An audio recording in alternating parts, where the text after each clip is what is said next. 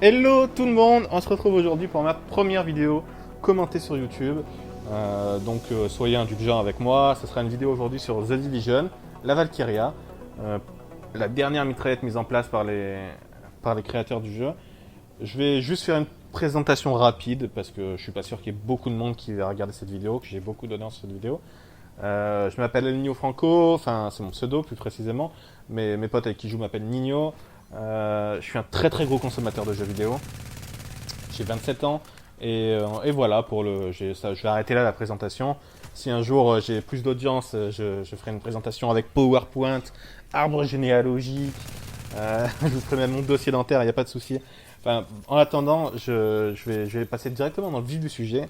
On va parler de cette Valkyria. Alors cette Valkyria, on peut la retrouver donc tout d'abord pour la choper, il faut aller en DZ3 à la salle sécurisée, mais il faut avoir un grade 90, être niveau 90 dans la DZ, ce qui est un grade très élevé. Aucune autre arme ou armure n'a besoin d'un grade aussi haut pour être achetée.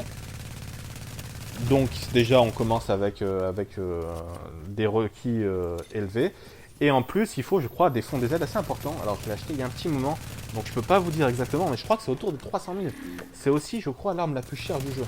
Donc, on s'attend à, quand on a acheté ça, à une arme de grosse qualité. Je précise qu'on n'achète pas l'arme exactement, on achète le schéma. Donc, il faut encore la créer après. Donc, tout d'abord, c'est une arme unique. Donc, ça, c'est un mauvais point. Je vais l'expliquer un peu plus tard. C'est une arme unique de niveau 204. Je vais vous montrer pourquoi c'est un mauvais point de cette arme unique. Quand on a une arme unique, telle que la Midas ou la Tenebrae, ou aujourd'hui la Valkyria, on se retrouve à avoir une arme qui a des talents fixes. On ne peut pas les modifier. On ne peut pas avoir, en recréant, des talents différents.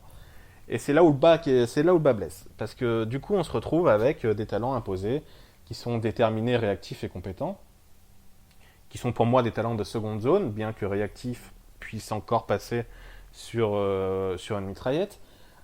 On aurait préféré avoir brutal ou mortel ou auto-préservé, et elle a aucun de tout ça. Et pour moi, les talents sont ultra importants dans ce jeu. On se retrouve, les talents, c'est ce qu'il y a de plus important sur les armes. Si vous avez de très bons talents, votre arme elle sera bien. Si vous avez des talents moyens, ça se ressentira. Pour les points positifs de cette arme, elle en a quelques-uns quand même, qui font que les mecs qui auraient un coup de cœur pour elle joueraient avec. Les points positifs, c'est que elle a un gros BPM, c'est-à-dire qu'elle a une très grosse cadence de tir, un des plus élevés du jeu. Je crois qu'avec mon chargeur, je dois être à 1066, donc voilà. Gros BPM. Elle a un nombre de balles, le nombre de balles maximum dans un chargeur pour une mitraillette, 32 balles. Très bien aussi. Par contre, on voit que sur les autres statistiques primaires et secondaires, donc les statistiques primaires pour moi c'est DGT, BPM et nombre de balles, et les statistiques secondaires c'est portée, recul, précision, stabilité. Dans les statistiques primaires, le DGT est faible. On se rend compte que le DGT est assez faible, bien plus faible qu'une Vector, AUG ou MP5. Peut-être qu'avec la MP5 ça rivalise, je sais plus. Mais en tout cas, le DGT est faible. Et déjà là, c'est un truc qui me gêne. Moi, j'aime bien avoir une arme qui pique, quitte à ce qu'elle ait un petit peu moins de cadence. Mais là, du coup, voilà, grosse cadence, pas beaucoup de DGT. Ça peut plaire à certains, voilà. Donc jusque-là, ça va encore. La portée, on s'aperçoit qu'elle a une portée très faible, encore plus faible qu'un pistolet mitrailleur normal, c'est-à-dire que quand je la compare à la AUG, elle a quasiment, je sais pas, 25% de portée en moins que la AUG. Je trouve ça énorme, Voilà, vraiment, ça me choque pas, faut pas déconner, mais c'est encore jouable. Mais voilà, déjà, on se retrouve avec un autre défaut en plus. En continuant dans les défauts, on peut s'apercevoir déjà que cette arme, elle a que 3 accessoires sur les 4 habituels. C'est-à-dire qu'elle a comme accessoire, il lui manque la poignée. Alors la poignée, c'est pas très important, on va pas se mentir. Elle aurait servi juste à gonfler le DPS sur cette arme. Cette arme, elle bouge pas des masses, c'est comme toutes les mitraillettes.